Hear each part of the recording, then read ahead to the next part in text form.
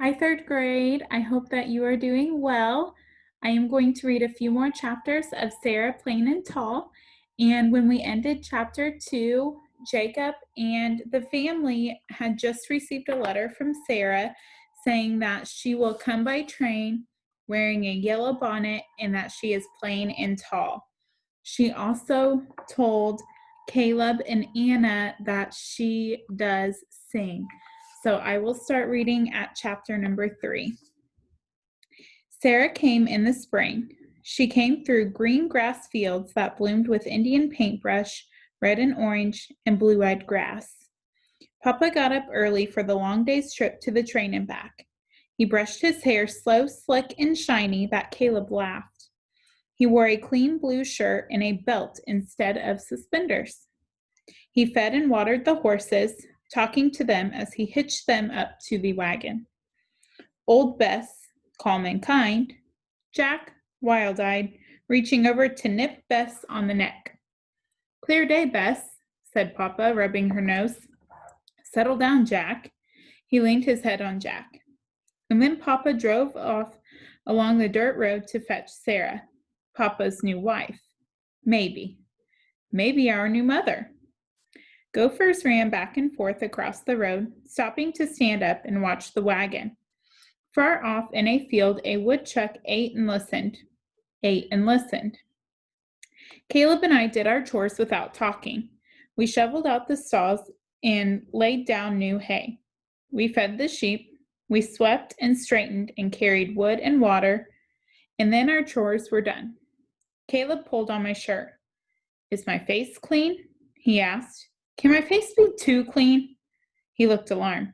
"No, your face is clean, but not too clean," I said. Caleb slipped his hand into mine as we stood on the porch watching the road. He was afraid. "Will she be nice?" he asked. "Like Maggie?" "Sarah will be nice," I told him. "How far away is May?" he asked. "You know how far. Far away, by the sea." "Will Sarah bring some sea?" he asked. "No, you cannot bring the sea." The sheep ran in the field, and far off the cows moved slowly to the pond, like turtles. "Will she like us?" asked Caleb very softly. I watched a marsh hawk wheel down behind the barn. He looked up at me. "Of course she will like us," he answered his own question. "We are nice," he added, making me smile. We waited and watched. I rocked on the porch, and Caleb rolled a marble on the wood floor. Back and forth, back and forth. The marble was blue. We saw the dust from the wagon first, rising above the road, above the heads of Jack and old Bess. Caleb climbed up onto the porch roof and shaded his eyes. "A bonnet!" he cried. "I see a yellow bonnet!" The dogs came out from under the porch, ears up, their eyes on the cloud of dust bringing Sarah. The wagon passed the fence field, and the cows and sheep looked up too. It rounded the windmill and the barn and the windbreak of the Russian olive that Mama had planted long ago. Nick began to bark, then Lottie, and the wagon clattered into the yard and stopped by the steps. "Hush," said Papa to the dogs, and it was quiet. Sarah stepped down from the wagon, a cloth bag in her hand. She reached up and took off her yellow bonnet, smoothing back her brown hair into a bun. She was plain and tall. "Did you bring some sea?" cried Caleb beside me. "Something from the sea," said Sarah, smiling. "And me."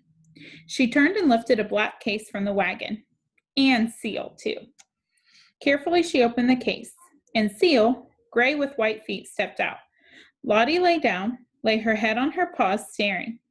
Nick leaned down to sniff. Then he lay down, too.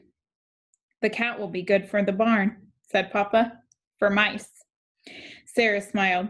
"She will be good in the house, too." Sarah took Caleb's hand, then mine.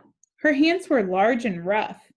She gave Caleb a shell, a moose snail, she called it, that was curled and smelled of salt. "The gulls fly high and drop the shells on the rocks below," she told Caleb. "When the shell is broken, they eat what is inside." "That is very smart," said Caleb.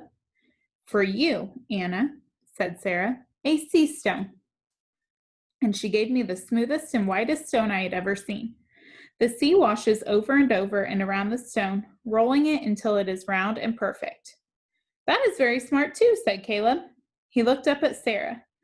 We do not have the sea here. Sarah turned and looked out over the plains. No, she said, there is no sea here, but the land rolls a little like the sea.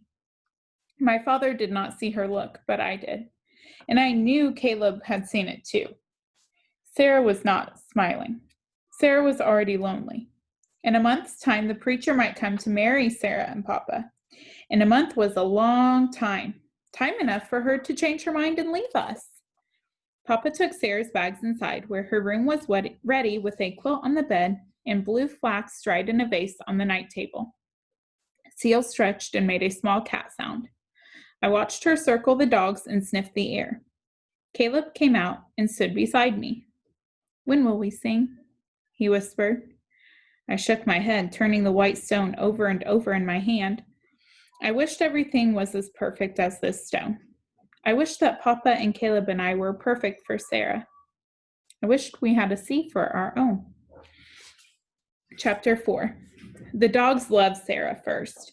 Lottie slept beside her bed, curled in a soft circle, and Nick leaned his face on the covers in the morning, watching for the first sign that Sarah was awake. No one knew where Seal slept. Seal was a roamer. Sarah's collection of shells sat on the windowsill. A scallop, she told us, picking up the shells one by one.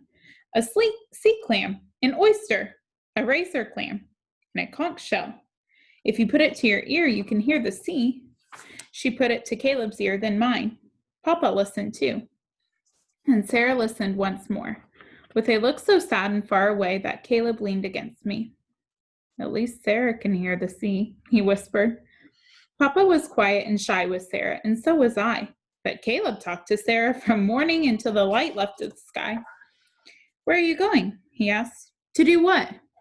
To pick flowers, said Sarah. I'll hang some of them upside down and dry them so they'll keep some color, and we can have flowers all winter long.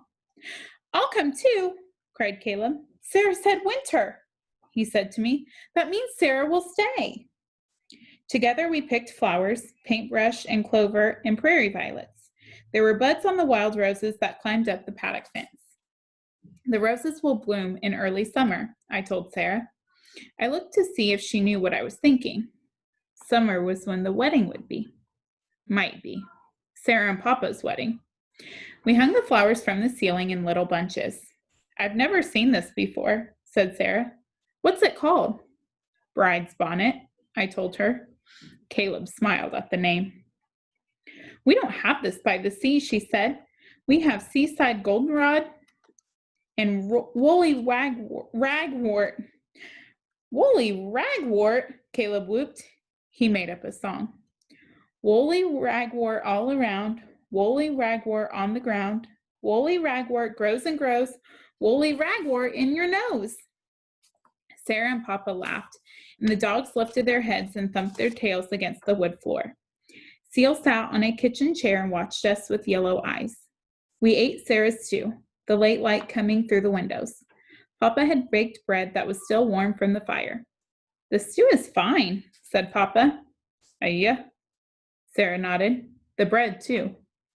What does yeah mean? Asked Caleb. In Maine, it means yes, said Sarah. Do you want more stew? Yeah, said Caleb. Yeah, echoed my father. After dinner, Sarah told us about William. He has a gray and white boat named Kittiwake. She looked out the window. That is a small gull found way off the shore where William fishes. And there are 3 aunts who live near us. They wear silk dresses and no shoes. You would love them. Yeah, said Caleb. Does your brother look like you? I asked. Yes, said Sarah. He is plain and tall. At dusk, Sarah cut Caleb's hair on the front steps, gathering his curls and scattering them on the fence and the ground. Seal batted some hair around the porch as the dogs watched. Why? Asked Caleb.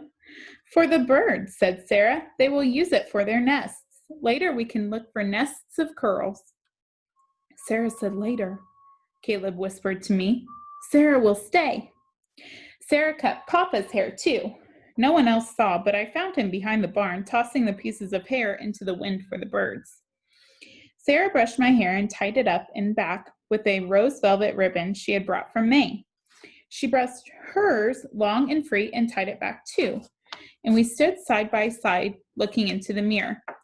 I looked taller, like Sarah, and fair and thin, and with my hair pulled back, I looked a little like her daughter, Sarah's daughter. And then it was time for singing.